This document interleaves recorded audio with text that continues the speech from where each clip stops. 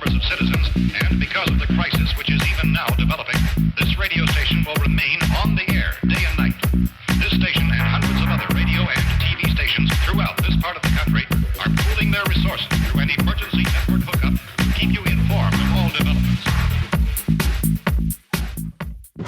Hi, this is Ross Payton with Tom Church here. This is RPPR episode 93, Better Homes and Bodies. And we here at our Role-Playing Bubble Radio want to just say Happy Halloween and all that stuff. So you're mixing it up a little bit, Tom. Anyways. Yeah, I saw that. I literally was shocked that when you said my name first. But it's... I don't know if I'm comfortable anymore. Well, it's Halloween, so it's good that I'm not comfortable. Halloween yet, but it is October. It is supposed to be horror month, so I was just throwing you off, just throwing a little shock and tension, and well, great. Now I don't know what's normal anymore. You'll be hallucinating, and I do that all the time. Okay, well, fair enough. So in this episode, we're going to be talking a little bit about some of our favorite horrific topics. I'll be talking a little bit about, I chose architectural horror, and Tom, of course, chose body horror. Yeah. And so we're going to talk a little bit about each, and so just a little update. Thank you, David. Something to think about. David Cronenberg. Thank you. J.G. Ballard represent. So those two get together. They create something horrible. Well, Ballard's dead. I mean, he's been dead for a while, so even better. It is right, horror. So before we get started, have a bit of news, a couple of little things for you out there. By the time you listen to this, Base Raiders will be out for sale. For those of you who missed the Kickstarter, can now buy my book, buy my new book. Please buy my book. Seriously. That's all Ross has been saying. It's kind of creepy. Yeah. It will be out on Amazon, CreateSpace, and DriveThruRPG. If you buy it through Amazon or CreateSpace, if you email me, I will send you a link to I'll send you the PDF. And this is Ross's project entirely, so I want you to know I actually have nothing really to gain from this, but I have read it. It's a kick-ass book. Well, thank you, Tom. I mean, yeah, okay, it does have my name in it, which yes. and it has pictures of my character, which I love even more. Yeah. But seriously, it's also, there's a lot of great substance in with my awesome name. And of course, we will be doing actual plays of it. Oh, yes. We will. I will be forcing them at gunpoint to play the game that I know they will just loathe and bitch at me about. How dare you? It's like a sweatshop in here. It's a little-known secret among RPPR. It's involuntary. There's a lot of bodies of former players buried under this house. Yeah, you thought Cody moved away. He got busy. No. Anyway, you might say he's still here. He's with us. He's with us right now. Yeah. So anyway, also for those of you who did back the Kickstarter, all your copies have shipped except for including those two guys who answered their surveys literally like yesterday. Like I posted the announcements weeks ago, like, hey, all copies shipped. Oh no, you didn't send me. So yeah, I shipped your book. So all copies have been shipped except for those who still haven't filled in their surveys. Like 5 of you. Ross might be a horrible monster, but he's not a fucking horrible monster. I fulfill my obligations, just like Mephistopheles. I will fulfill my end of the bargain. You paid me filthy lucre. Cackling laughter. You paid me filthy lucre for these products, and I shall deliver them. No matter the cost. As long as the Postal Service doesn't fuck it up. I pay my postage, and that's it. And the Postal Service, that's a whole other different set of evil. Yeah, talk about the banality of evil. No, actually, I like that. Except for, they're pretty evil because they fucking international shipping cost. Oh my god. So expensive. So anyways. And we're all under one blanket government anyway. I don't know why there's... So we're not even on rails yet. Finally, a couple other minor things. Just sort of an update for those of you who want to back the site, like the site. For those of you who donate and subscribe or get RPPR B-Sides. First one, I thank you. But two, some of you may have noticed up until recently, I use Amazon affiliate links, which means if you click on a link on the RPPR show notes that goes to Amazon, and you buy something there, then I would get a couple of % of that. So I've made literally tens and tens of dollars over the years with that. So he laughed about it. Yeah. It's like, yes, I have all the tens of dollars. But it helps. Every bit helps. And but I bought SD cards with that for the recorders and stuff like that. But because of a dispute between Amazon and the Missouri state government, we are located in Missouri, I can no longer get that sweet 4% Amazon affiliate link money. So 4 to 6%. So there will be no more Amazon affiliate links. Feel free to click on that stuff on there, but just buy it if you want to buy it. Don't feel like it won't hurt. It won't help me or RPPR. If you want to donate. So that's for the few. And if you want to wail and gnash your teeth because Ross isn't getting his money, that's totally understandable. Well, you just donate directly thanks to PayPal. We'll create a website for your wailing. Right. So that's a very minor thing. I just thought I should bring that to your attention. So if you feel like if you can't get the best deal on Amazon for whatever, feel free to get whatever you want somewhere else. As we plan the overthrow of the Missouri government so we can fix this. Well, I would rather overthrow Amazon. They've got a shitload more money than the Missouri state government. That's frightening. Actually. Well, it's true. I know. What would you rather run? Well, I don't know. Yeah. There's crazy people on both sides. No. Yeah. Well, yeah. Bezos is kind of weird. Anyways, Tom, you backed the Accursed RPG. I did. Yes, I did. And so you backed it at a level that you're going to get a special reward. Yeah, it's a exclusive game run at Gen Con 2014 that will actually be, canon to the story of the game.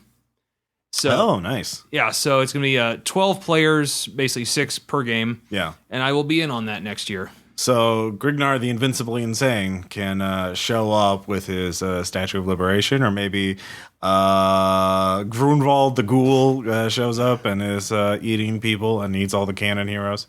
It's probably... That's what you're going to do. It might be Grunwald. Just wreck the canon as much as you humanly can in one game. As much as I inhumanly can, because it's accursed. You're playing monsters, All right, so that's your goal, though, right? But yeah, I swear, but literally, accursed it's a game where you're playing monstrous heroes. It's like they made this game for me. I know. So you'll be getting the book. Hopefully, you'll be able to run a game for us, and then we'll, of course, record your game at Gen Con. Yes, if they, unless it's top secret. Yeah, well, that's true. We will respect their wishes, but. That's something to look forward to. Totally. And finally, Aaron, I know Raillery, our little video game Let's Play, has been sort of in hiatus because of Base Raiders, but now Base Raiders is finally done with. So Aaron has stepped forward, and he is going to be doing a new series for Raillery, where he plays scary games and records his reaction to said scary games. So you can see Aaron freak out at scary games. Because Aaron does freak out at scary games. Yeah, I helped him film it.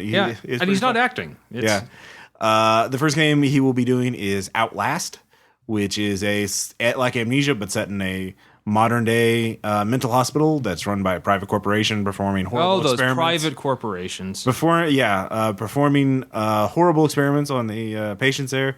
So it is very scary. I've actually beaten it. So yeah, it should be a lot of fun to see Aaron go through that. And it was all a dream. No, it's not. Well, that's kind of a spoiler, but anyway. But all that was left was a bloody stump.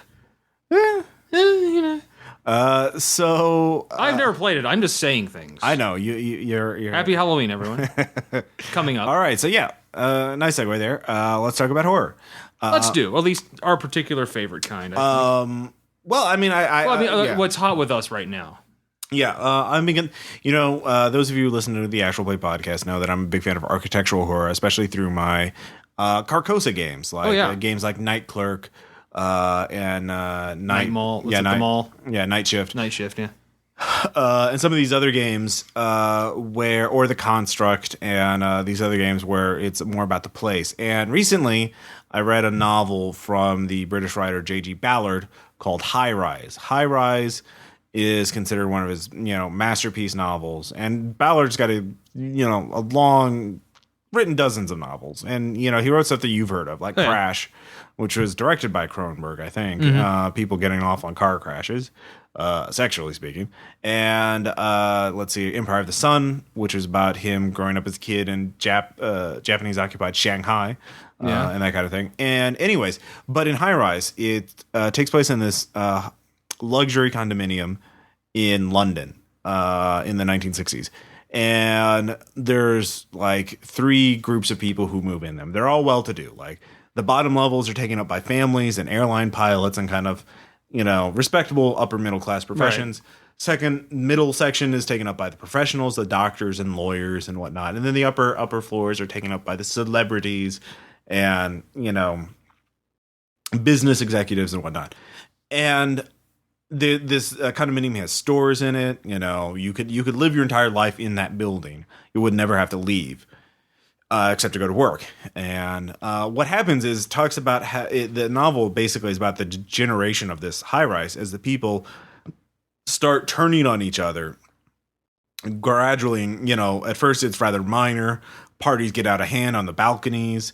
Someone kills a dog that gets into a swimming pool during a brief blackout. But then it starts getting worse and worse until it's fucking Lord of the Flies and shit. Everyone just goes batshit insane. And for me, it was interesting because obviously it's like, holy shit, I love this shit. I'm going to throw this into Carcosa at some point.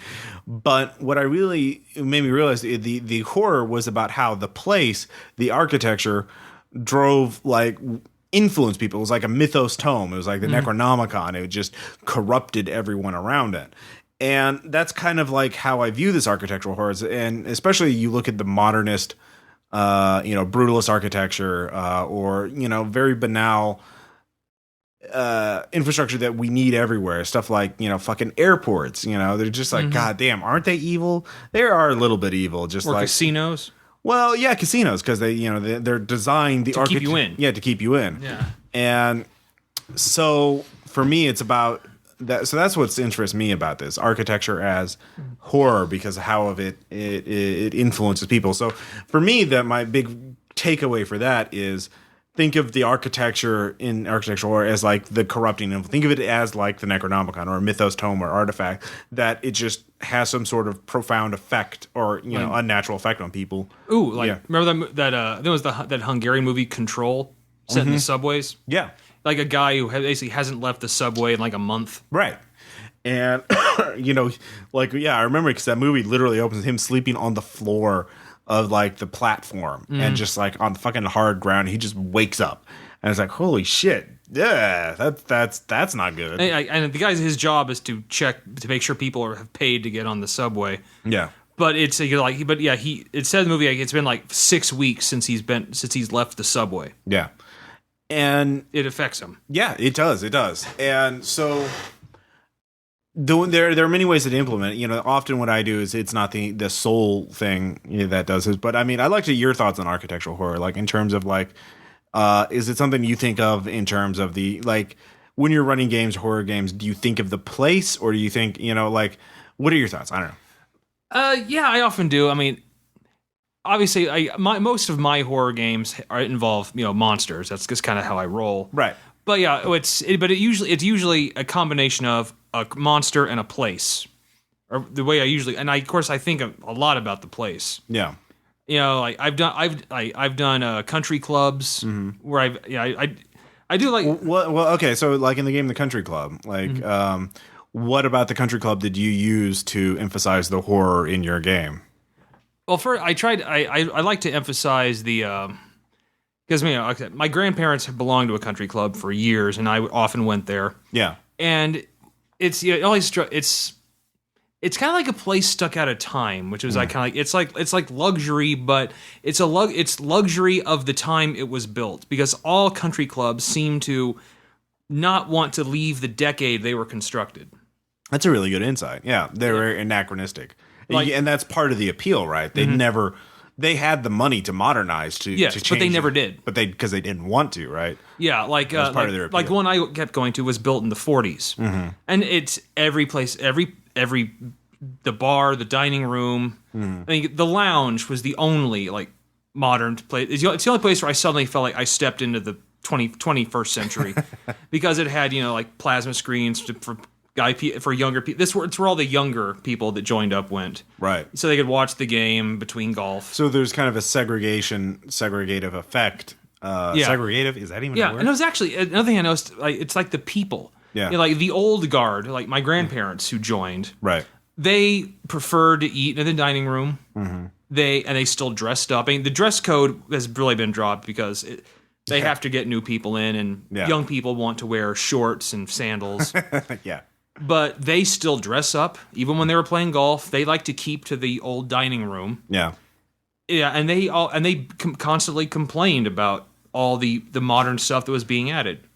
I see. So it's like the decor of the place was kind of like a visible delineation of the generational struggle, the lounge belonging to the young upstarts, the dining room belonging to the older. It's like you walk through the locker rooms. Yeah.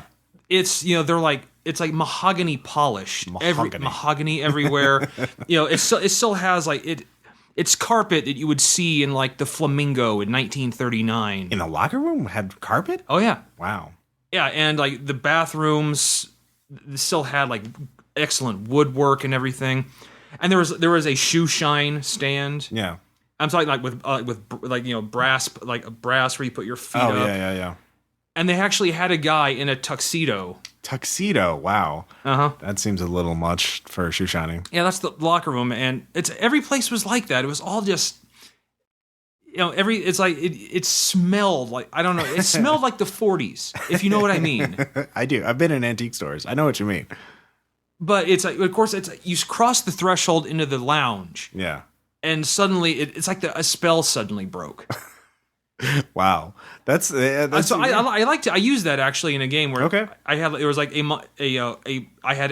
even kind of forget the monster, but it was a monster it was in a country club, and it was it was kind of a like poltergeist possessing ghost. Okay, but it was like a ghost from the 40s. So it needed to feel like it was still the time it felt like it needed to be.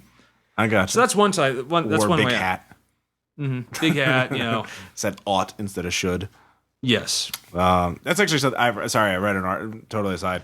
Read an article talking about how Mad Men, and like someone pointed out that Mad Men, they spend all this incredible amount of money and time to make it period authentic, but the dialogue isn't period authentic because back in the 50s and 60s, even from the 60s and early, like when you're talking about something a person is obligated to do, a man in the 40s to 60s, Madman period, would say, I ought to do this. I ought to write but now people say, I should, so there's like a difference in language. So anyway, sorry. And also drinks, like the drinks were actually called, some drinks have certain cocktails, their names have updated. Sure. They always use the old form version of them at the bar. So, because architecture isn't just about, the building itself. It's also about the decoration, the feel of the employees, and sometimes the menu and stuff like that. Yeah, everything about it is all sort of related and how this feels. And so what you have is the story of like this place that is built in a time period. It has to serve this conservative clientele that needs certain needs, but they're trying to somehow bridge the gap between the 40s and the now. Because the owners realize, yes, they're old money, but they're old. Yeah, there'll eventually be no more. So that's really cool. So, did you bring a lot of details about the architecture? Did you mention the lounge and the actually? Well, I used the country. I'm not going to mention its name. Well, sure. I used the layout of that place as the. And that's a really good idea, using the real life architecture or design of a place if you're familiar with it. Like, did you use the difference of the lounge versus the dining room? Yeah, I actually kind of I emphasize like walking into the lounge. It was kind of like it's like all of it. It was subtle, but you all kind of just do like a quick take, like a quick shake of the head, like like you were thinking about something, but you forgot what it was, but then when you walk back, you can it kind of hits you again. Yeah. I use that a lot. I kind of actually had that, like the lounge was the safe area. Okay, that makes sense. So, yeah, you're very much on the side of the 21st century, not the 40s. So, like, the idea... So, the whole scenario is sort of metaphor for fighting against the past. Okay, I remember now. Actually, it was people were going missing in this country. I remember it now. I ran this game, 8 years ago. People were disappearing, and they were coming in to, investigate it, and all the disappearances seem to have happened, like staff working overnights. Yeah. So, they stay there overnight, and... The place, it's kind of like the Shining. Yeah, it's where the play, you start hearing it was like parties were going on. Oh yeah, I love that. Yeah, kind of a thing. And it's more like it's trying to draw you into the 40s. Oh, okay, so it's very Shining-esque. Yeah, yeah. No, I like that. Yeah, the Shining, the Kubrick film version, especially, is really architectural horror. Really emphasizes that. So, just a quick aside from myself, by the way. Now, I actually watched the Stanley Kubrick's The Shining and the miniseries they did. Yeah. And while I thought the guy did Jack Torrance, the father, better in the miniseries, everything else was far superior. Because, I didn't realize that the miniseries was so boring. Like, holy Christ, it's like 90% just talking. Yeah. Nothing happens. Well, they're trying to do like the Kubrick version condenses, like it excises, it's concise, and then like miniseries, and the fact not so much. Yeah, and it's Halloween, so I think this is relevant. I have to do it. Sure. What's his imaginary friend's name? Danny's. Yeah, Danny's. The kid, the one he's the thumb that he has his finger. I can't remember. His imaginary friend. Yeah. Who you never see him. It's just Danny talking to him in the Kubrick one. In the miniseries, they show this guy badly CG floating in the air. Ooh. Yeah, it made the cardinal sin. It wasn't scary. Yeah. At least Kubrick. I know Stephen King didn't like it, but can't believe he liked the miniseries either. Yeah. Oh my god. Yeah. Son of a bitch. I mean, yeah, like Kubrick kind of did his own thing. He just had his own views on That's Kubrick, though. Yeah, it's Kubrick. He can do whatever the fuck he wanted to because he was Kubrick. He could literally just say, "I'm Stanley Kubrick, bitch." Yeah. But sorry but yeah. No, that's the game that most stands out in my mind where I really tried to use the architecture. Yeah. And I mean, that's a perfect example. That's the kind of thing like architecture is obviously.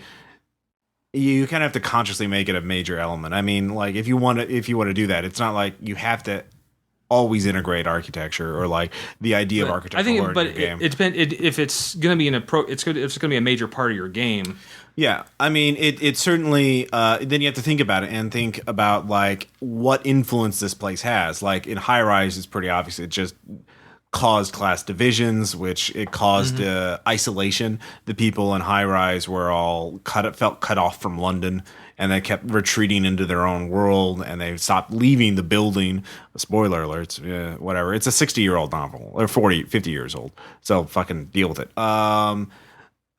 So like there's that, and in the hotel or the country club, I'm sorry, you have the clear division between that. So you think about like what kind of division. So you feel like people from whatever generation felt out of place in the other generations part of the country club. Yeah. So you have that kind of, so think about what kind of influence, because architecture does have an influence on how we perceive space and how we perceive our environment.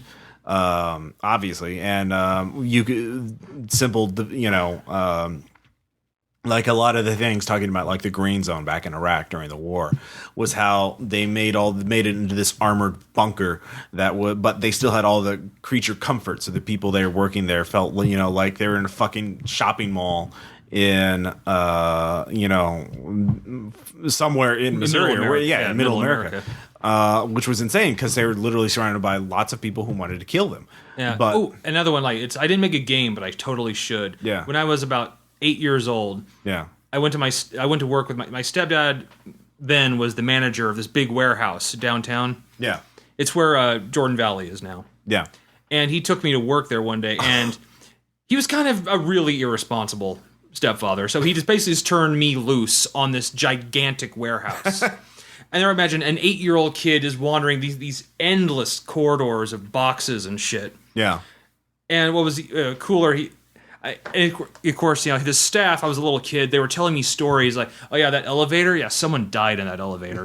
He was trying to fix it, and it basically crushed him. So, and the thing is though, there were actually bloodstains still there. Jesus Christ. And of course, they said, okay, don't go upstairs. Of course, he said it with all the force of, don't go upstairs, okay? Yeah. So of course I did, and the ground floor was all the stuff that this place actually sold. The upper floor was all the private stuff that belonged to the owner. Yeah. So there was like vintage cars with tarps over them. There was a collection of army sabers, and I was all alone just messing with all this shit. I suddenly is just thinking about it, like, oh my god, there's so much I could do in a place like that. Yeah. Yeah, and then there's that sense. But, yeah, but it was just a sense of unending. Yeah. Like this building, I walked for hours and felt like I didn't hit the same place twice. Yeah, the sense of scale, like compare your 8-year-old self versus the size of the building, and that promotes certain feelings. So, like in the green zone, like the people there would have felt like I would sense a little bit of cognitive dissonance, a little delusional belief, because they felt like well, here's a Cinnabon, but we could get shelled. Yeah, but that's the thing is they would ignore the shelling part. Like, yeah, we're fine. It's fine. Safe. It's fine. Yeah, exactly. So, another architectural thing I recently read, brutalism is a style that was very popular in the 50s through the 70s. But it was created, lionized by this architect, Le Corbusier. I'm not sure. You've seen the buildings, like, how in MSU, Missouri State University, all those big, ugly concrete buildings, like they're pretty old and just look like they're fucking Cold War or like Soviet-built bunkers or whatever. Soviet state housing buildings. Yeah. You've seen those. That's brutalism. And brutalism was hugely popular among academics and architects in the 50s to the 70s. The architects are just as susceptible to fads as anyone else. As a fashion industry. And the thing is, the reason why there's so many brutalist buildings are like fucking everywhere on college campuses around the country, around the world, because during that time period, academics were highly placed on the committees that, like, yes, we will build this building. This architect will win the contract to build this building for our campus. And guess what? They all love brutalism. So, like, yes, we'll build brutalism. Yay! Yeah. Even though everyone else fucking hates brutalism because they look ugly as shit, like nobody else likes it. Nobody likes bare concrete walls that looks like it's, Soviet state housing and not like a building you can like, oh, I'm going to class here. Yeah. That's why I was in Boston recently. Yeah. And what I love there is, like, you kept seeing, like, there's like, modern high rises here, and then there's a pub built in 1750. Right. Between these two right. It's organic, there's sprawl and the unintended side effects. If you're thinking about like how architecture can influence a game, like a lot of these first person shooter games or games of these, like, it's very common. I feel like there should be a genre name for these, but like BioShock or Fear or pretty much or Dead Space, anywhere you walk into this place, this lab or building or whatever, everyone's dead. There's just monsters and you find notebooks and shit like, oh, here's this blah blah blah blah. You can look and see how, hey, the building was here, but they've set up barricades here and shit like that, and so that creates a sense of paranoia. For you, it creates a sense of history. When you go through Boston, like, oh, shit, we can see the then and the now. And then, of course, in Boston, you can see, holy shit, the French never could figure out how to lay out a fucking city street network. Yeah. As opposed to New York. Like, hey, a grid system. Are those in Boston? Like, it seemed like they wanted to have, like, we have lots of town squares. Yeah. Because they're like, no, we want this to be the town square. So there's, like, lots of, like, just... Yeah. Mini squares. Yeah. So, just think about like what kind of influence you want architecture to have in your game. Do you want to emphasize a particular emotion, like, a sense of wonder or awe, then sense of scale? Then you have giant ass things like an endless warehouse full of mysterious goodies. And you're like, oh wow, vast airport terminals too. Then that's a sense of like feeling lost, feeling insignificant, feeling oh god. Yeah. Actually, I think our own trapped in a Greek hell. Our own downtown Springfield has one, like the Hers building. Yeah. Because they've so redone the square, but there's still that one building on the square that is boarded up. Just crumbling. Yeah, kind of ominous. Yeah. And you keep thinking about it, it's been this way for years. I mean, decades. Yeah. I mean, it's like the city can somehow revamp and restore everything around here, but that. Why? Yeah. I just want to think, like, no one's been like, just what's it like to actually walk in there now? I keep wondering. Yeah. So you can't. So think about how you want architecture to affect your game. If you want, so the way you describe rooms or buildings in your games or areas, or even the ground. I think the grounds on certain places. Yeah, of course. Like the Federal Medical Center. It has it's a huge sprawling property. Yeah, and you can say it's like, and then you see this building off in the distance. Yeah. It's kind of. I've actually kind of seen the drive up to Buckingham Palace. Yeah. So essentially, you can see the building like half a mile away. Sure. It's the same thing with the medical center. It's like you see this building with like razor wire, half a mile away. So you get that sense of foreboding from it, and it's kind of the placing this immaculately kept lawn with very nice trees. It's almost like a fucking park. In front of it, kind of increases the incongruity between like, oh, this is a nice lawn, these nice trees, and it's like, oh, why does that have razor wire over it? And why are there guard towers? Something that's all right. So that's some stuff to think about with architecture in games, and specifically horror, but any type of game. Architecture is more important in some games than others. Obviously, very important in horror, certain types of horror, and dungeon crawling, obviously, because that's the whole fucking point.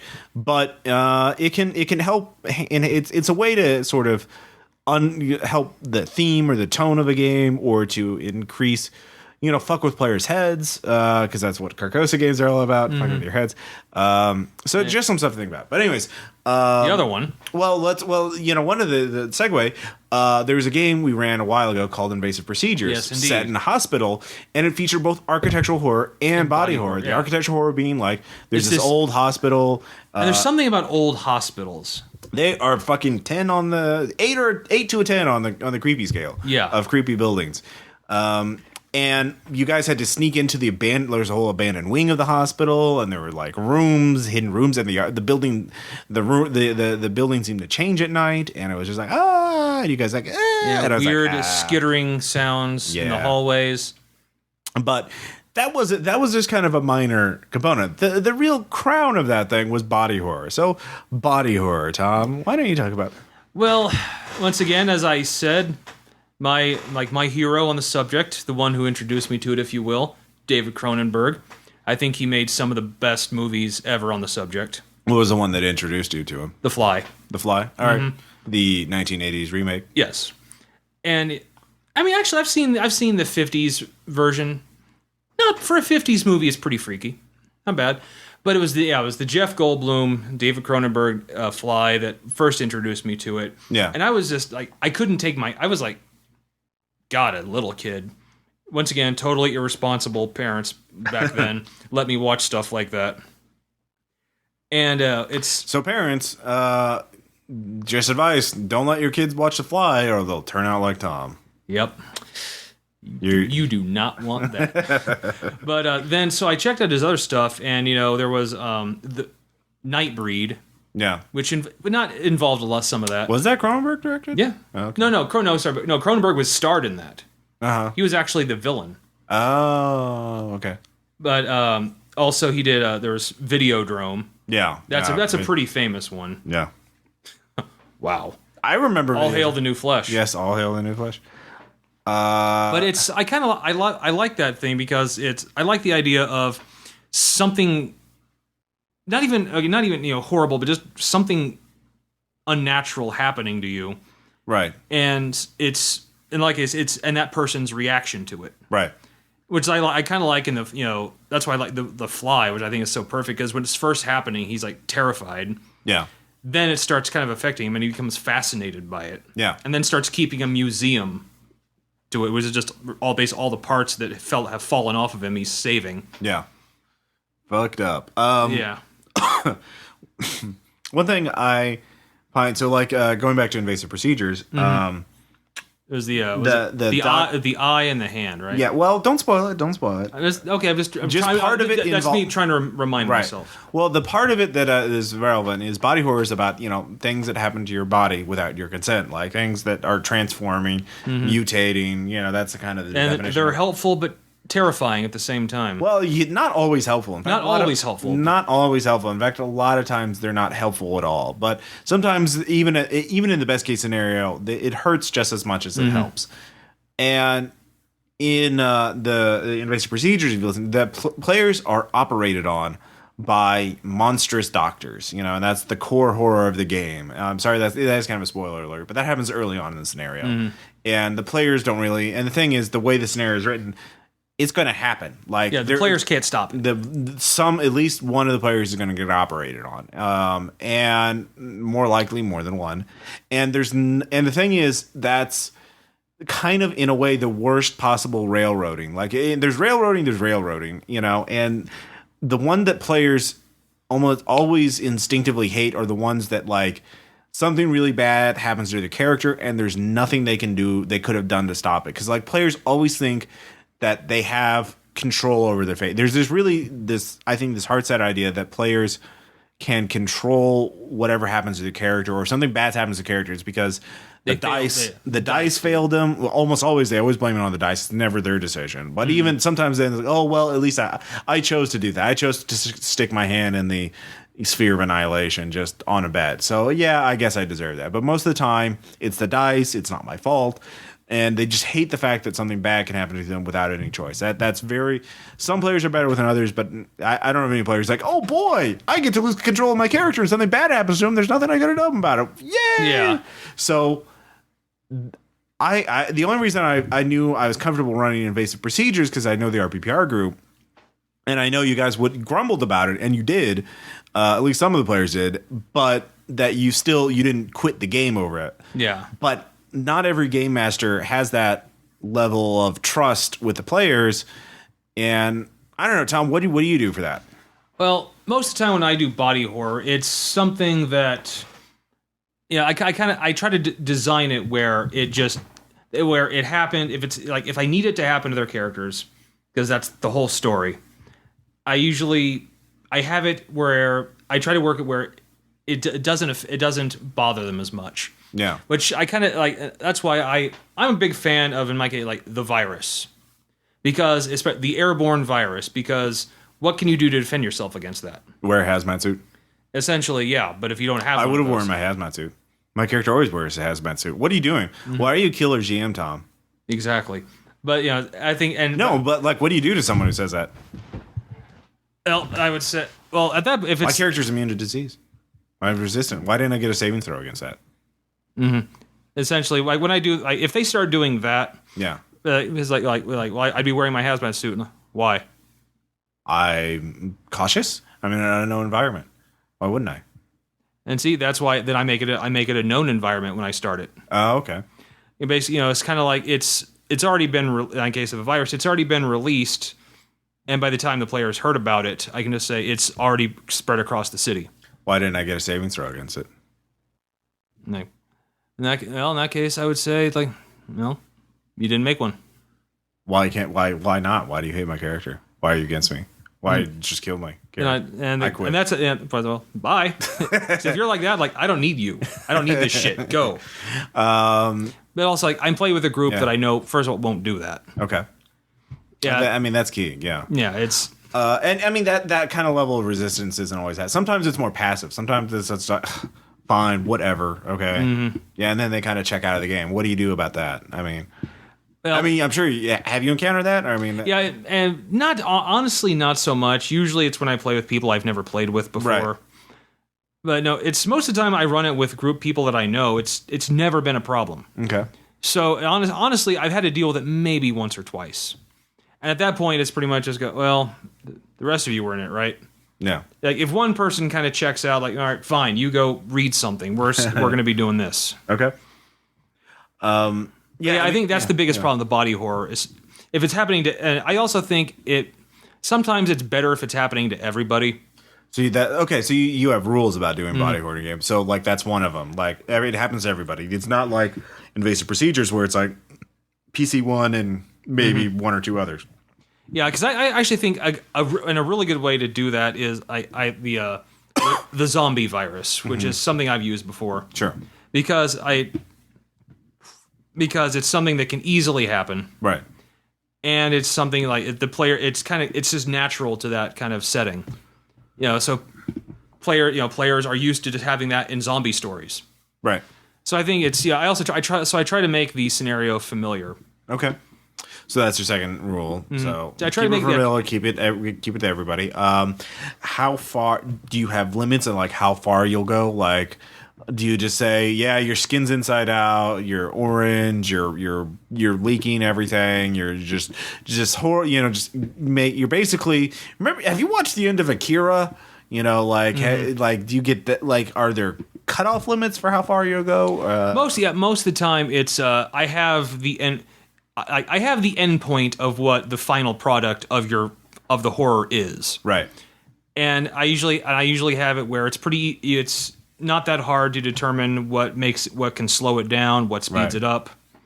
Like in a lot of cases, I'll have the more strenuous things you do, the more it seems to take. So if you kind of just actually faster heart rate. But if you kind of actually do what a lot of doctors tell you, like try to take it easy. Right. So I mean, like, how far will you? Like, how much body horror will you go? Like, how monster? You just say like you lose. You're just like you read something like Clive Barker, for example. There's like some really bad things happen to the like oh my god, my tumors are growing out of me and they're turning into monsters and they're eating me and blah blah blah blah blah. I generally how much body horror? Do you see what I'm saying? Yeah, no, it depends. Most of the time, it's like you will become a monster and then probably then try to attack your friends. So it's basically kind of a specific thing, not like I mean, for me, like, yeah, like there's the body horror. Well, actually, a good example, Divine Fire. Yeah. In that case, it's alien radiation. Yeah. So at that point, it's just the longer you stay on this base, the worse you're going to get until in that case, using Call of Cthulhu, you start losing sanity. Right. Sanity and or constitution points, whichever drops to 0 first. Right. That's similar to like the mechanics they have for the color out of space when that affects you. But like the end result is basically you turn into this thing and you're basically dead. Like, I mean, in terms of player character, you roll up a new character. Yeah, basically.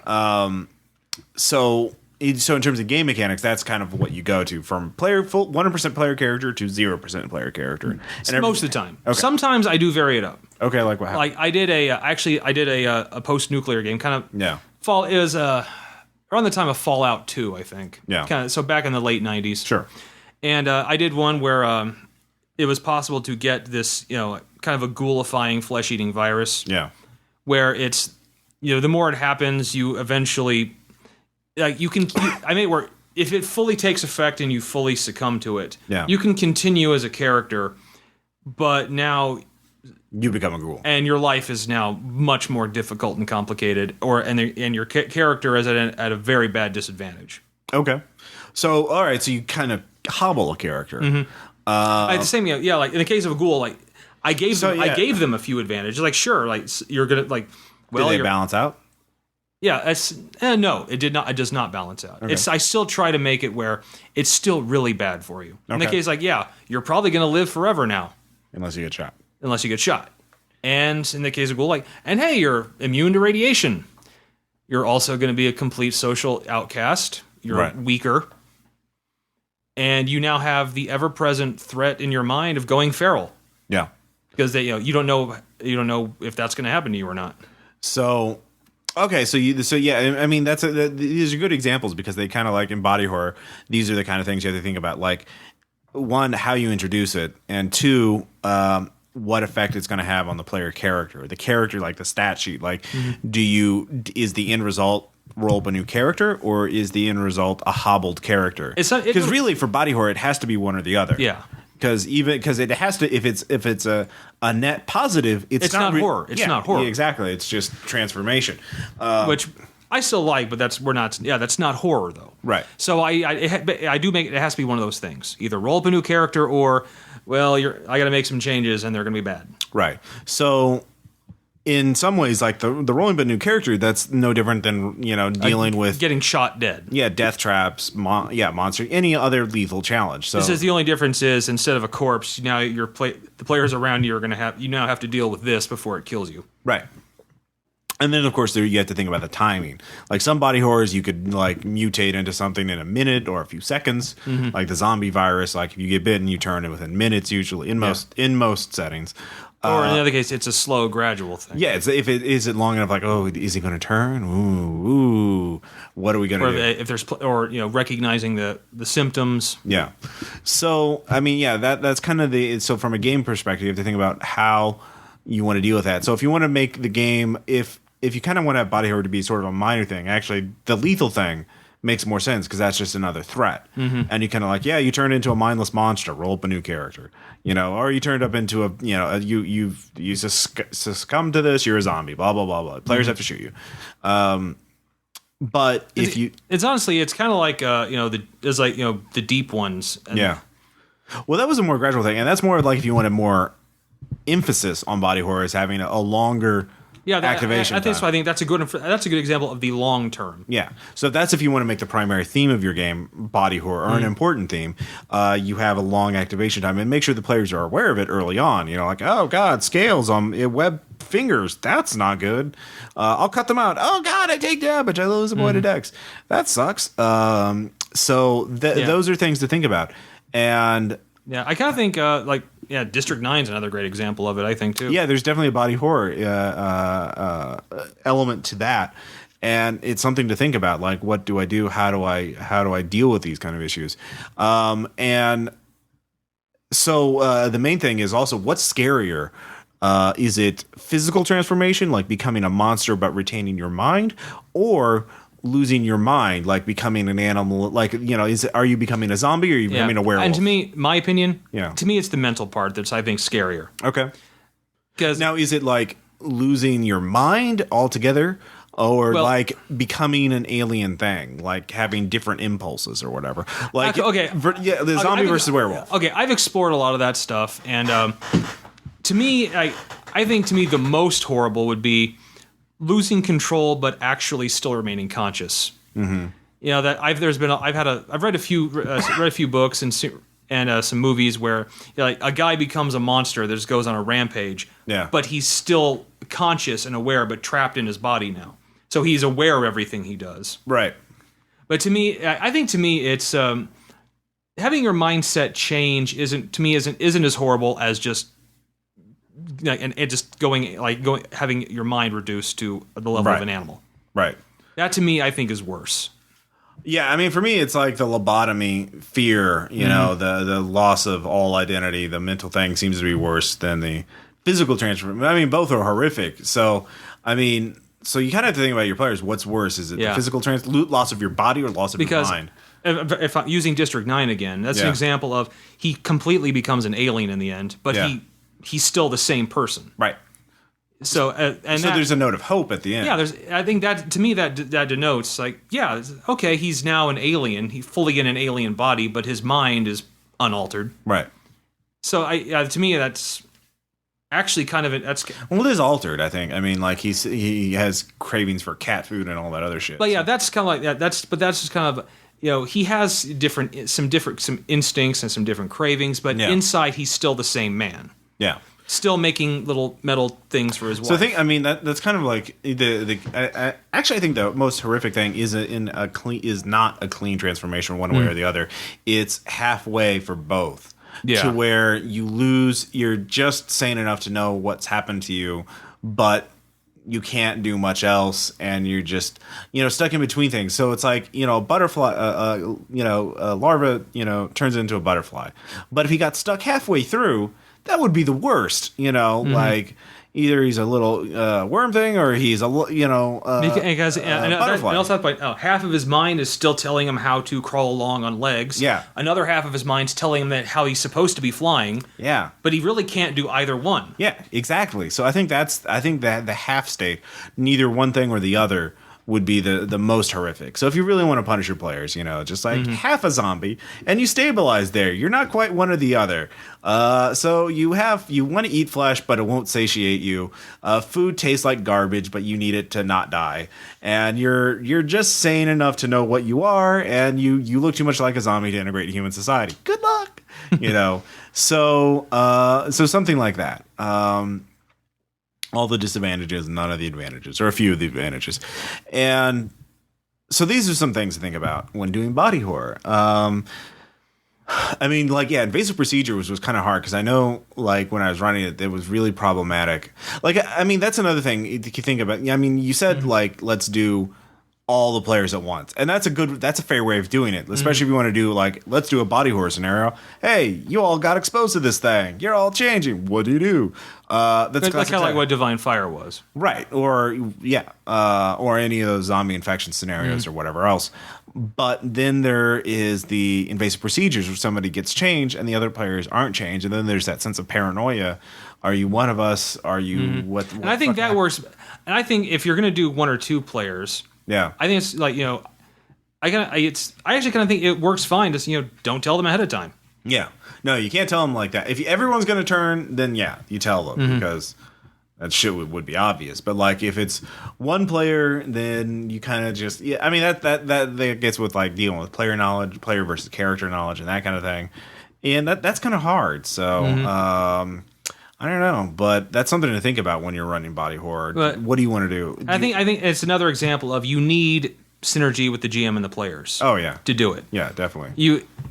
And actually, body horror is not something I would recommend if you're new to gaming, if you're new to running games. I will say, or if your players. But like, I've done this a couple of times at Gen Con games that I've run. Yeah. I've done body horror, and usually the players go along great with it. Mm-hmm. Well, I mean, it's kind of like.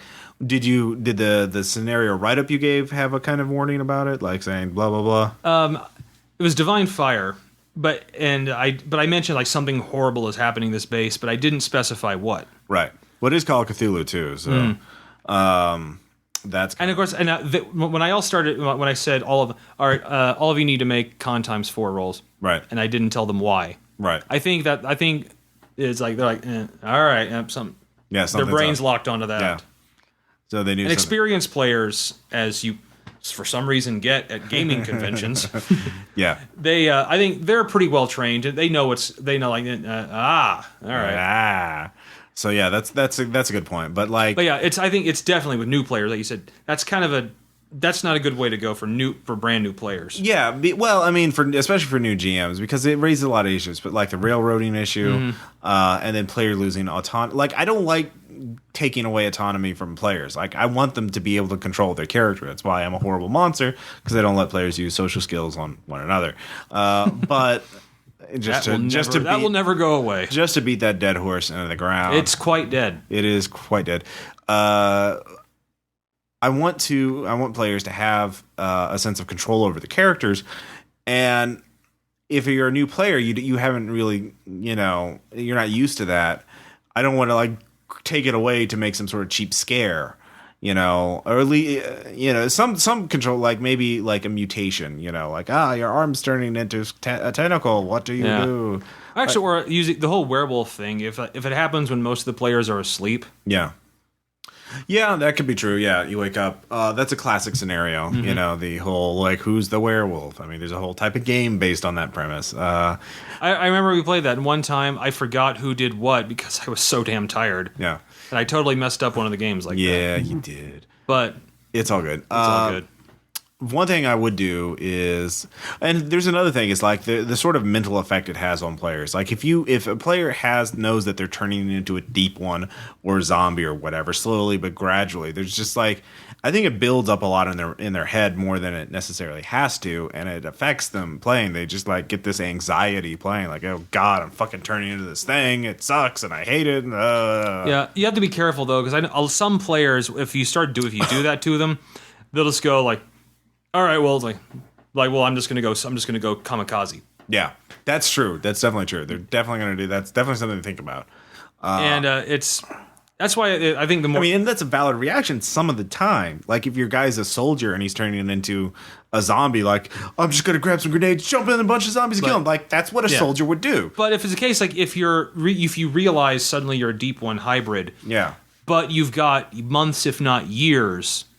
Suddenly doing that the moment you hear that news is not quite. No, it doesn't make sense, especially if you're like a civilian who's not like a hardened killer. Like, suicide is not something people casually, unless you're incredibly depressed or you're somewhat incredibly used to violence, it's not something that comes easily to most people. So it would definitely be out of character a lot of the time, and it's definitely a metagame. It's all about timing. Like if you have like an imminent transformation, it's probably in a 1 or 2 shot game kind of play scenario. Yeah.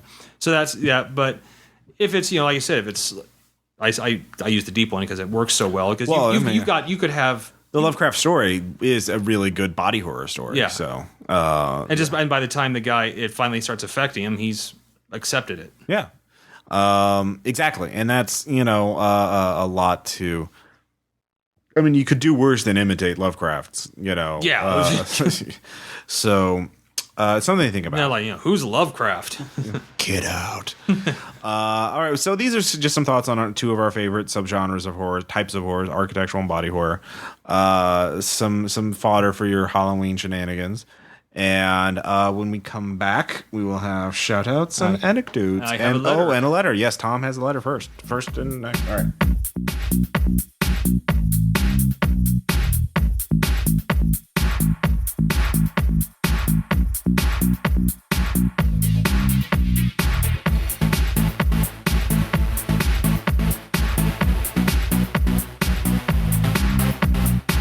This is a story about gaming, about a single character that I ran many years ago in the dark morass that was high school. His name has been mentioned many times before, and my early obsession with him is well documented. However, while he has a prominent place in my ethos, I have never really chronicled the unique history of the character. His adventures are known only to the very few who were there. I believe this story deserves a wider audience, both as a character study and a journey into the past. So join me, won't you, on a trip back in time. Back before the turn of the millennia, when the internet was new, wrestling was more popular than the news, and Arnold Schwarzenegger was at the height of his popularity. Journey with me to the year 1998, for this is the story of Castor Troy. The story of this character begins in 1997. At this time, Castor Troy was under the loving care of John Woo, and he was truly a force to be reckoned with. According to the novelization of Face Off, written by Clark Carlton, Troy, who bore an uncanny resemblance to Nicolas Cage, was born to Helen O. Troy, a woman with the parenting skills of a mole rat. He grew up with his younger brother Pollux Troy, and together they decided to take up a life of crime. Pollux became a very talented bomb maker, and Castor became an all-around killer badass, wielder of twin gold-plated Springfield Armory .45 automatic pistols. They attracted a crew of dangerous cohorts, and together they built a criminal empire. It was by their actions that they attracted the attention of FBI agent Sean Archer. Every villain needs a hero, and Archer became the thorn in Castor's side. So great was their rivalry that Castor tried to kill Archer while he was with his son. Archer lived, but his son was killed. Thus started a brilliant hero-villain rivalry that lasted years. If you have watched the movie Face Off, then you know what happened. After switching faces, Archer finally tracked down and killed Castor, ending their long history. But what most don't know is that wasn't the end. Indeed, it was only the beginning of the journey of Mr. Troy. The character's long tutelage under John Woo ended, but a new master stepped up to the plate to lead Castor into the future. His name was Tom, and he was a somewhat awkward 18-year-old. He had a very good imagination, but like many teens, that imagination required raw pop culture to operate properly. Tom saw something in the misanthropic Castor Troy, something that demanded the story not end. And due to the machinations of an equally awkward team named Ross, Troy's story continued. By changing masters, Castor Troy underwent a profound metamorphosis.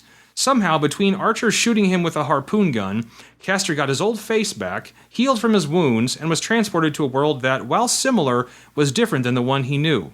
It was an Earth where demons from a realm called the Nightlands had seized control of world governments, and monsters called Nightspawn, or Nightbane, depending on whether or not Todd McFarlane was an asshole or not, fought them from the shadows. It was a world where magic had returned and many supernatural creatures stalked the night. It was into this world that Castor Troy, now under the control of Tom, found himself thrust. And he found himself flush with new powers. He was a psychic weapons expert, a man with unique powers over weapons, among which was the ability to make weapons he used minor supernatural items. Thus, his still famous gold-plated guns became even more powerful. Though Castor had the chance to try to fight the monsters of this new world, he was a criminal at heart, and Tom played him as such. For a bit of time, around 2 game sessions, Troy tried to continue his life of crime, but something was different. It seemed that violence came at him far more often. It was as if the life he lived under John Woo was impossible for Tom and Ross to duplicate. It became obvious that violence and combat were the only things 2 teenagers like Tom and Ross could manage to have time for. Thus, his attempts at creating a criminal empire became long-running battles with monsters with no time for rest or meaningful human interaction. Troy would have no time to experience this world from very long. The winds had changed, and Tom and Ross had acquired a new book of inspiration for the journey of Mr. Troy. It was Rift's Undersea, and it was decided that Troy's journey should go there. Luckily, it was Palladium, so a complete world switch was easily achieved. Through a single event that some would call out of nowhere, Castor Troy was flung through space and time to a different world. This was a world where magical ley lines had exploded across the world in the year 2099. Dimensional rifts had destroyed the world, and aliens and demons lived in a world of magic and super science. This was a world that did not require the subtlety that Nightbane did. Luckily, it was a perfect world for Castor Troy to find himself. No laws, no police, and complete freedom to do what he wished. After upgrading his old guns to fire railgun slugs, and thus do mega damage, Troy set out for fame and fortune on the open sea of a post-apocalypse world. Sadly, the tale of Castor Troy on Rift's Earth was short-lived. Being teenagers, Ross and Tom did not have the patience to stick to one set of make-believe rules for long. The stewardship of Castor Troy under Tom was soon over, as newer characters and newer systems hoved into view. Like so many characters of that time, he was left behind on the winds of time and fate, left to an uncertain future. Sometimes, when I'm home alone and the power goes out, I find myself drifting back to the morass of 1998. I think of Castor Troy, now on the open ocean of Rift's Earth. I wonder what he has been up to now that he is untethered to a controlling entity like myself. I imagine him on the artificial island of Tritonia, drinking booze and banging some hot amphib chick. Or maybe he is in with a group of Haroon pirates, sailing on their dream ships and robbing coastal settlements of valuables and slaves. Or maybe he's doing nothing. Maybe without me controlling the journey, he is motionless in limbo, all experience nullified as his reality has ceased to move. Maybe he is waiting for his muse to return. Maybe he is there, in the deathly silent and still world of Rift's Underseas, hoping that one day, Tom and Ross will continue the journey, that we will open up the ancient soft-cover tomes and begin the adventure anew, so that the stillness will end and the wielder of the 2 gold-plated railgun pistols will once again be the criminal terror he was before. And to that I say, fat fucking chance.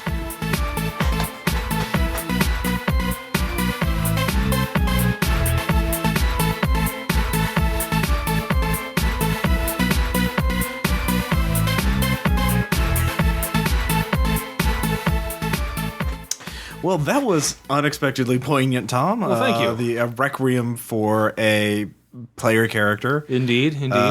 So far. Got very metaphysical, wondering about the fate of an abandoned player character. I do that sometimes. There's a whole limbo filled with probably hundreds of thousands of player characters out there. I imagine that. Yeah, they cover that kind of in the game Chrono Cross for the of a world that was suddenly ceased to be, now just kind of frozen in place. That's one possible conception of it. But yeah, I had to break open Rift's Underseas to. That because I had to remember. I needed to remember some things about that. Yeah, I remember vaguely of it. Like Nightbane and Castor Troy, and then fucking Rift's Underseas. And I remember being excited about Rift's Underseas, but like other than that, not much. By the way, just so you know, you can actually play a humpback whale in Rift's Underseas. It is an RCC. Well, it's not a space whale. No, so it's not a space. It doesn't matter. It's fine. It's fine. It's fine. But that's kind of a character that. Well, what if we go outside of the underseas? Yeah. That might be a problem. Yeah, they didn't have the cybernetic leg walker thing that they have in the close phase. But yeah, like for you, I mean, I can see that you had far more emotional involvement than I did with that game because you remember it a lot better than I do. Yeah, it's just I don't know what it was with that fucking character. I remember like Castor Troy, like holy shit, you really fucking loved that guy. For like a year, he was your spirit animal. Yeah, for like a year he was. Yeah, no, he was your totem. Like if you had taken some peyote, you would be out in the desert, and he would be the one. I would see him going like, ready for the big ride, baby. Yeah, see you. Know more about that, but I'm kind of tempted to like do Rift's Underseas and resurrect him now, just for the like. I could hear Caleb from down the like, You were the chosen one. You know. So just for that, but on the other hand, then I think, but I'd actually have to use riffs. Like, it wouldn't be the same. Maybe a league game. You know, like we could do a league game about abandoned player characters. You know, just like I'm Castor Troy, but man, I went through some shit you don't even know. And now I have real guns that are gold bladed. Like, and they're also minor supernatural weapons too. Okay, I don't. No, it's a class from I forget. It's one of the Nightbane expansion books. It's the psychic weapons expert. Is that the name of the OCC? I believe it is something like that. It sounds like okay. I didn't bother to research that. Yeah, I wasn't crazy, but just words. But I will admit, actually, now that I've read, I think Underseas was one of my favorite Rifts books. No, I remember running games in Rifts Underseas. I like the concepts of it, and I like undersea games, like games. And it's not like ridiculously overpowered either. No, it wasn't like a lot of them. It was actually one of the more solid like books. England or fucking Wormwood or South America with that one Monster Slayer class that. I thought that was Atlantean. The Atlantean?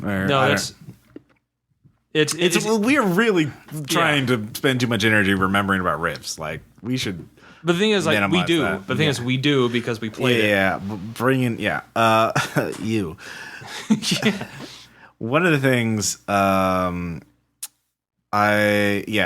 whole God, just all those characters, and I had something, but I totally forgot it. So we'll just have to move on. The realm of abandoned PCs. Yeah, no, I like that idea. Maybe I should run a Fate game. Actually, I could totally run a Fate game about that. Because we have run Fate Accelerated now. We have. We will be doing another game set in that.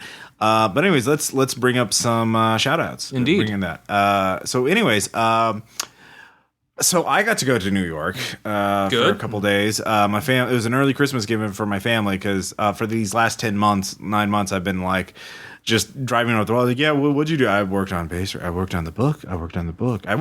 Did you know that? And just I was getting literally Ross was typing like all work and no play. Make Ross a dull boy. Yeah. So they kind of wanted me to, and I had family that was up there working, so I had a free place to stay. So I managed to see some of New York fairly cheap, and so it was pretty awesome. So I'm not going to go through the whole trip, but there were a couple of highlights. I know Tom is going to mention, first off, I did get to attend a taping of The Daily Show. I was really lucky to get a ticket online. It took me all day to get there, but it was worth it. And it was very fun. It was the October 7th thing of the episode. You might have noticed something different on that episode. That was one where he interviewed Catherine Sebelius, the Human Services Secretary, which is a very in-depth interview and very controversial later on because John really asked her some tough questions about it. I find it sad and amusing at the same time that he's one of the more trusted names in news. Yeah.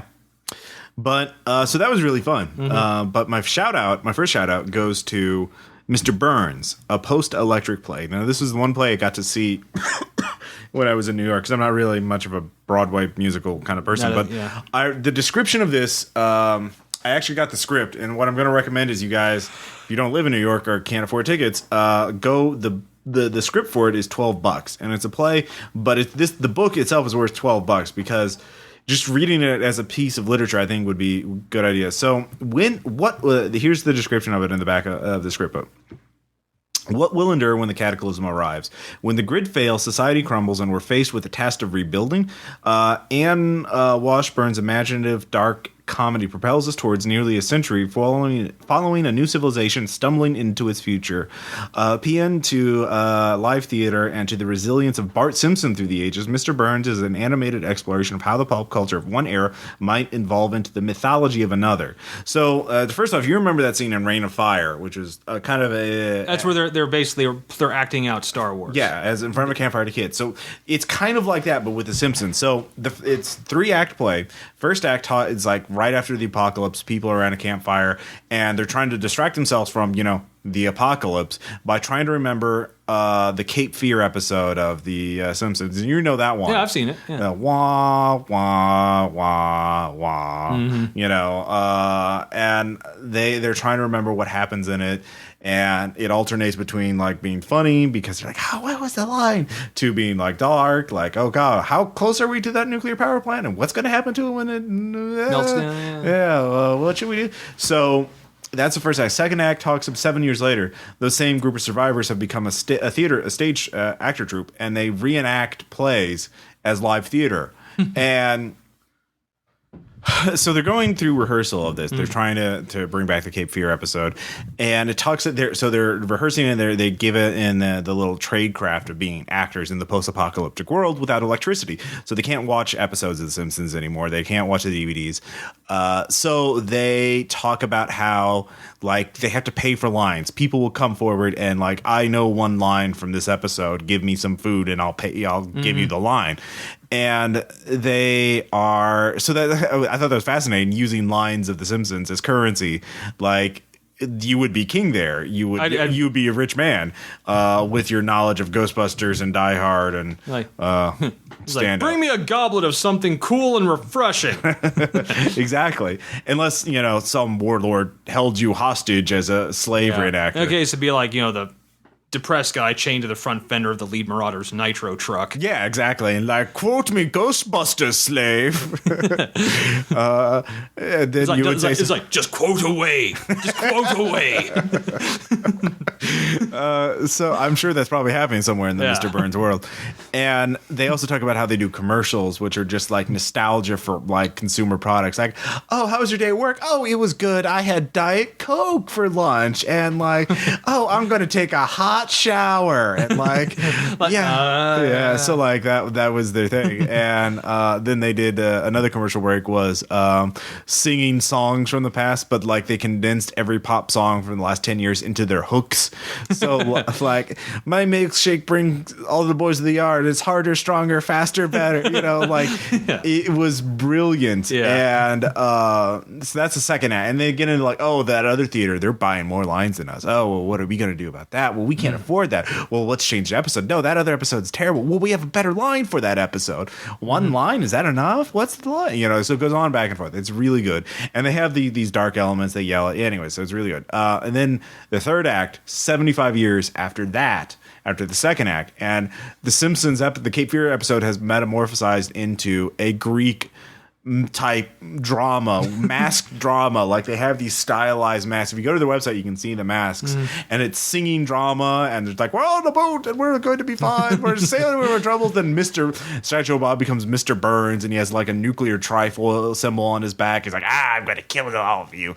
And like his two minions are Itchy and Scratchy, and like Bart is like the trickster hero type, and it's like the puckish rogue. Yeah, the puckish rogue, and shit was insane, and it's like insanely well written. The actors were amazing, and like I'm not a theater kind of person. Like the only live theater I've seen lately, like Evil Dead and Night of the Living Dead, which because our friend of RPPR, Nathan Shelton, who also did the Shadowbound web series, did those, and also Evil Dead and Night of the Living Dead. That's pretty obvious.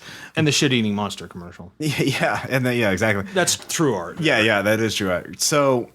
But this, if you ever get a chance to see it, or if you want to pay $12 plus shipping from Playwright Horizons, and get this, I think it's worth it. And like this is shit for like red markets too. Like if people are willing to, in a post-zombie society, like people might want to remember shit from pop culture as a source of solace and also a way of dealing with the apocalypse. So. Don't bother with the Riffs movie script though. Don't save that. No. That would be the first to be burned in the purge of the. We must get rid of the trash of the old world. So you had a couple of. Yep, I got one. Is a game I'm going to go to a video game. This is on Steam, Game Dev Tycoon, and if you know me, I love me some sim games. Like starting with the old ass Sim City. But this one it's a game where you're a game dev and you're making games. You start like in the 1980s in your garage. And work your way up to, today. And actually, it goes through the release of all the game systems that have come out. Only, it's like slightly altered versions. Right. It's Ninvento. It comes out with the Ninvento entertainment system in the 80s. the first console. Nice. And it goes all the way up to the VR type stuff. Nice. And it's pretty damn challenging too. Yeah. Those games are also available for mobile systems too, Android and iOS. And it was $9. I greatly appreciated that. So yeah, very fun game. Second shout out, I obviously want to mention High Rise, the J.G. Ballard novel, because architectural horror, it's pretty it's Lord of the Flies plus rich people doing Lord of the Flies in a high-rise condominium building in London, and it's like the main detraction. I do want to. This written in the '60s by a British guy, so it's pretty Mad Men in its kind of treatment. Misogynist. Yeah, it like women are there as sex objects and to be harpies. Clean the house. Well, they don't clean the house. That's kind of the Lord of the Flies part of it. But, it's kind of like a little again. It was written by somebody who thought, lived in Mad Men era life. So there's that. I know you wanted to talk about the place we were at the other night. So yeah, it's I'm kind of shut in. No, not total shut in, but I'm introverted. I don't like to go socialize without the people that aren't people that I know. Right. But we went down. It was birthday, so I found myself downtown. Yeah. On a weekend. And of course, food and drink started. And then Jason mentioned there's a new place in Springfield called Barcade. Yeah, Barkade, and it's one of the most brilliant concepts I've ever heard. It's a booze up with arcade and video games as lubricant. Yeah, that's what it is. It's this place you go. It's got loud music. You can play. It has like arcade not cabinets. Not that loud, not music, deafening, deafening. Yeah, it's not super loud, but yeah. But it has arcade games, they're not like the '80s games, but like a place like 1984, which we have. Yeah, which is the total '80s. This is like games I played when I was a young teenager, and they also have new stuff like the Terminator Salvation game, and they also have a PS3 and a 360 and all kinds of consoles. Yeah. And it's games are free if you're drinking. Yeah. And everyone was drinking. Yeah. It was pretty good. And also cool, they let DDs drink and play for free. Yeah. It's so if you're we probably might do an RPPR meetup at some point at Barcade or something. If any of you guys can make it to Springfield. Yeah, we'll have to organize that. Give you guys some heads up. We're gonna have to do some work on that. Yeah. Yeah. I want to mention, but we'll do it for you, the listeners. Quick shout out. RPPR forum goer Mikma has set up a Minecraft Feed the Beast Ultimate server. Where Feed the Beast is a mod pack with a shitload of stuff. Like I just bring this up. You have to go on the forums to register to get the password and be whitelisted and all this other shit, or get the IP. I've been playing a couple hours. It's fun, and like holy shit, there's so many mods and I can't even get to the bottom of it. Like so, the RPPR Minecraft server is so dead much Minecraft. Because I don't want to admin. I hate server adminning because that's just a black hole of time to learn how to do Minecraft admin shit. But I like playing Minecraft with mods, so I'm gonna try that for a while. So let's see. Next up, John dies at the end. Good one, Finally read the novel, watched the movie. Very fun. Very fun. The novel, I think, is a little better because, full novel. It's got some good horror, got some good body horror in it, too. Characters blacking out, not remembering what they're doing, like, oh, God, and some other stuff at the end that I don't want to spoil. Sure. But a lot of really cool, it's a fun movie. I love the movie. Yeah, the movie's really I just love it. Wait, because you see her as her, because I'm seeing her as someone else. Like, yeah. Oh, shit. Yeah. Fun stuff. Yeah. That was actually pretty faithful to the novel, that first segment. Next up, let's see here.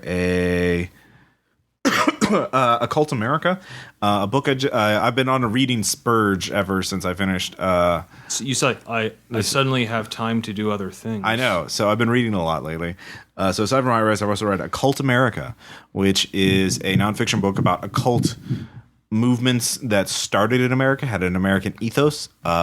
So spiritualism, which was, in the 19th century, but it had a very American can-do attitude. Like, hey, let's talk to dead people. That'll be great. How can they benefit society? Woo! America. Yeah, a lot of spiritualists were actually abolitionists and suffragists. So it was very interesting. Also talk about like New Thought, Psychiana, and a lot of other also African American stuff like hoodoo, which is different than voodoo. Right. And it's very interesting. It's not academic. It's kind of popular press, so it's pretty easy to get into. It's only 250 pages, so it's 250 pages, so it's a pretty quick read. So I thought that was good. You saw a really good movie. Yeah. On our movie night, which we often do. Since someone didn't bother to show up, who normally provides all the entertainment, we watched something on Netflix, a movie called It's a Disaster. Yeah. Which basically, our whole idea was, all right, let's just find something on Netflix that none of us have ever seen before, and we'll just watch it. And that came up, and we saw it had David Cross in it. And I'm like, oh, hey, David Cross. And it's about a movie about like four couples who are going to couples brunch. Yeah. Which apparently has been going on every weekend for years, though no one really likes doing it. And while they're doing that, there's a massive cataclysmic terrorist attack all across the country, and it's these couples basically still going through all their bullshit as the world crumbles around them. Nice. And it gets kind of dark and poignant at a few points, but most of the time it kind of keeps. It's not nearly as insane as like this is the end, when it's like demons are showing up in Los Angeles and shit. Yeah, but it's still really good. It's got a lot of really great acting, which I was really appreciative of. Cool. So we all agreed like holy crap, that's good. Yeah, nice. We just chose something at random on Netflix and it was good. Good job, Netflix. Good job. Good job. Let's see. I would also like to mention two more things. One is Wool. I know we mentioned the first part of it a while ago on RPPR, but I've read the first 5 segments of it. The Wool Companion, which is like 500 pages. It's a post-apocalyptic novel. Series of novellas. They're broken up into 5 parts, and it's about like people who live in this silo. And in the beginning, it's like, they've been there for for a while, and they can't go out because, poisonous post-apocalyptic thing. So think like a vault, but, just straight down silo. And they, the one crime is to want to say you want to go outside. Because if you do that, they send you outside. They put you in a suit and give you a wool pad and tell, clean our sensors outside. And then, so everyone does that when they go out there, and then their suit fails and then they die. And they die inside of the camera, so everybody sees the dead people just rotting away in the post. So that's how it starts, and then holy shit, and then holy shit, and then holy shit. It's incredibly well structured. It's got really good characterization of the people. Like they follow, each segment follows a different person's point of view. Sometimes they alternate, but like. Every character that it follows, it characterizes very well, and it's a quick read. Like I read almost all of it I read like a third of it while I was waiting in line in the Daily Show. I just had my Kindle and I read it, for a couple hours, and you just burn through it. So don't be put off by the 540 pages. There's a print version coming out eventually. There's 2 more. It's not even complete. Like there's 2 other things, Shift and Dust, and that Shift is like a prequel and Dust is like a sequel to Wool. And they kind of talk about what happens after the events of Wool. So I'm not going to spoil it. So anyways, I really liked it. Okay. I think you like it too, Tom. But and then finally, a t-shirt vendor. My brother had actually got me one of his t-shirts years ago. This guy who sells t-shirts, his own designs in New York City as a street vendor. And then I saw him and like, hey, I got your t-shirt and I bought more t-shirts. So his name is IT2, and he has these really cool t-shirt designs, including like a cyber Buddha, like a Buddha with binary code over his head, kind of aura, and then other designs. So it's a really cool designs. And I think a lot of the RPPR listeners, I have a bunch of his shirts. He has got like a Heisenberg theory t-shirt that's really cool, and so on and so forth. So nice. Neat t-shirt designs. Anyways, so that's it for our shout outs. Anecdote. Yeah, well, we have so many to choose from. Yeah. But I think we should do, actually, I think one of the more recent things we've done. Yeah. Is Caleb is currently running, I guess... Clips Phase. Clips Phase. I guess this would be prequel. It's a playtest for an adventure, the adventure he's writing for Posthuman Studios. That is, it's not technically a prequel to No It happens Evil. before, though. It would be in the main No Evil continuity. I don't like. They're still working on it. So I don't know. Like, it's not officially No Evil, but it could be. So yeah.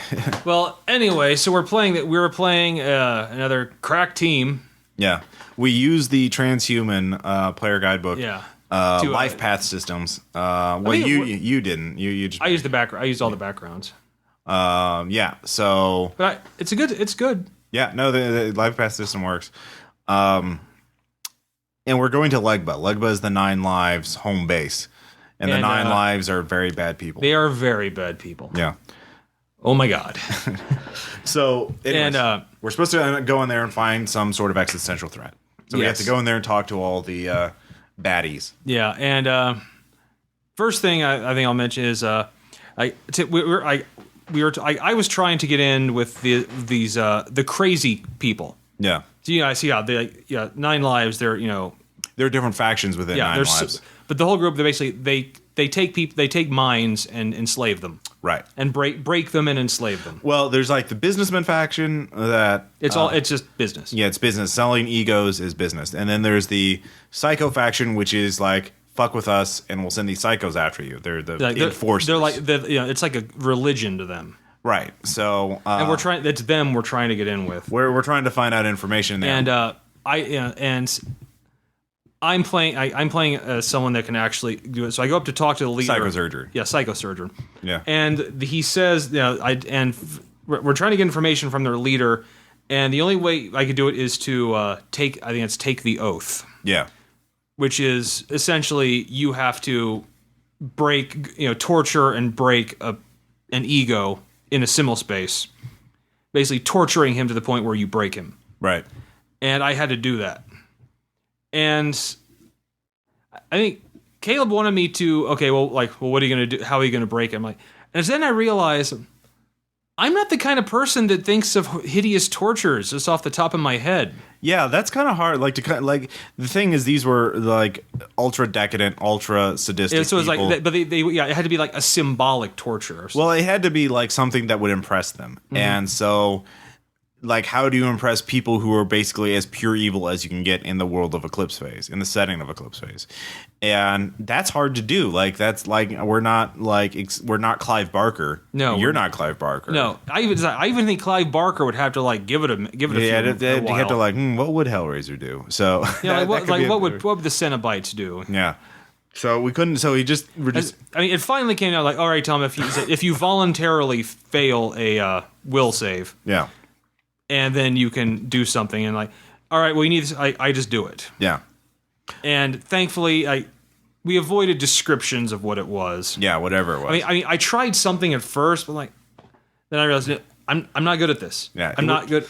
It would take a couple hours to think of something that's sufficiently fucked up enough, and then you've spent hours thinking of something really fucked up to do to a fictional character. Yeah. That's fucked up in itself. I'm violent. Yeah. I can be a totally. You're a big fan of the Punisher. I can be a total killer, but torture's different. Unless you're the Punisher. And you want to be the Punisher. In a lot of the characters I play, yes. What I also like is that Aaron was really outraged about this guy because they were running pit fights. Aaron totally justified moral outrage. He was just grinding his teeth together. I hate these guys so much. Yeah, but then we find out we can just take over this whole faction if we just kill their leader in single combat. And I was like, Aaron, why don't you go do that? Because he was actually a pretty decent at. Well, no, not really. I don't think he was, but I was okay, but I wasn't 100% of my odds, and I was like, let's talk to him before I fight him to the death. But Aaron was like, oh God, I want to just shoot them all. I want to kill them all. Well, fucking shoot them all. Well, go do it. Yeah, go do it. It's like, no. Oh God, I want to kill them. I was like, damn it, Aaron. He almost had a badass moment. That would have been badass, but he probably would. He would have died most likely. Caleb apparently min-maxed the shit out of the leader for combat, which makes sense. Yeah, but yeah, good job. Yeah. Why was the crazy leader the best fighter? What? That doesn't Jesus. Yeah. Can't he be an accountant or something? Yeah, exactly. That's totally killer GM right there. But yeah, almost had a badass moment. Yeah, almost. But, that's our errand. So that's our errand. We'll have the playtest of that up sooner or later, and at some point in the future. Yeah. So I think that kind of concludes this. Indeed, little, I think the first of 2 episodes for October. Probably not, given our schedules, but we had the game designer workshop with me and Caleb. Yeah.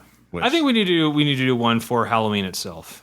Okay. We could try. We will. All right.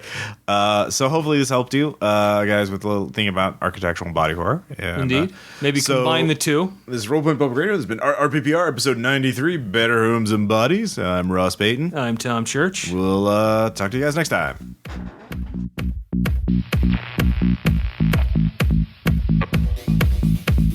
Because of the obvious threat to untold numbers of citizens, and because of the crisis which is even now developing, this radio station will remain on the air day and night. This station and hundreds of other radio and TV stations throughout this part of the country are pooling their resources through an emergency network hookup to keep you informed of all developments.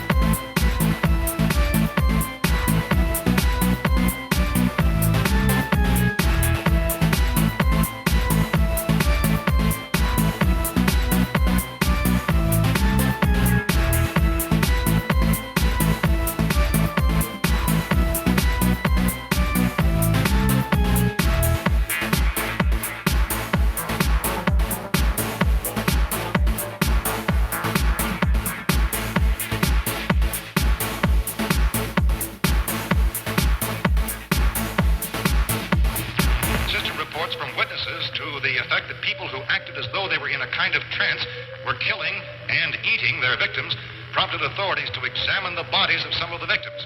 Medical authorities in Cumberland have concluded that in all cases, the killers are eating the flesh of the people they murdered.